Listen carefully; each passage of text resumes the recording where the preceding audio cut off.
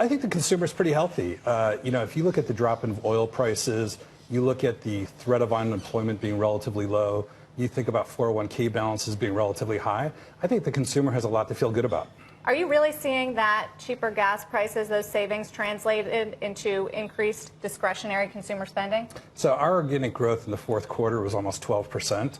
And so we see consumers buying our products kind of every day, whether it's Yankee candles, Mr. Coffee coffee pots, Sunbeam blenders, Oster air purifiers. We saw the consumer out and about in stores buying products, and it wasn't because we were offering sales or special incentives, but I think they had a real enthusiasm and that had a little bit of what I'd say is frugality fatigue. Yeah, you mentioned you're coming off of a strong quarter, double-digit sales growth, certainly enviable among the companies Yes. here in this industry. Can you keep that momentum going through 2015? Look, it's a high-class problem to try and comp those numbers, but we feel good about the momentum that we have coming into the year. We've got a lot of growth planned for the back half of the year.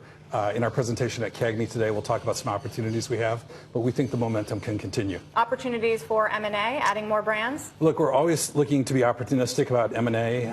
We're good deployers of capital. We've bought back our shares when we haven't had M&A opportunities. And so whether it's buying our own shares or buying the shares of somebody else, we see there's plenty of ways to deploy the capital pretty thoughtfully. It's interesting in a period in the consumer right now. You look at a Procter & Gamble, for instance, they're shedding brands, almost 100 of them. Yeah. You're doing the opposite, and you're adding brands. What does that say about where you fit in this industry? Well, someone at P&G once said that there's no such thing as a tired brand, just a tired brand manager. And so we've kind of adopted that philosophy. The brands that we've bought have been historically underinvested in. We put more money into the brands. We have a long-term view. We view this as a marathon, not a sprint. And so we're happy to invest. We're happy to grow brands, particularly as you look in places like Europe where the economy isn't so good.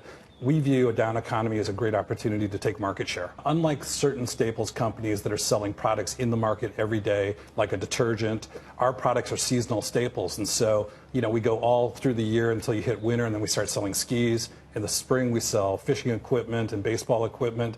And so we don't have that kind of consistency of being in the market every day. What I like about it is we're in the market for about 120, 150 days. We can pull products out, we can re-engineer them, we can get better gross margin, change pricing, change characteristics, and give the consumer something they're really interested in owning the next year. You're getting a boost from this frigid weather out east? Cold is good. Traditional cold weather is good. Skis and crock pots and all sorts of cold weather. All those comfort items. The nice thing about the cold weather is you don't get a lot of reorders in Q1 for things like heaters and electric blankets, but it clears the decks for next Q3 and Q4, so we should have good load in as we approach the back half of 15.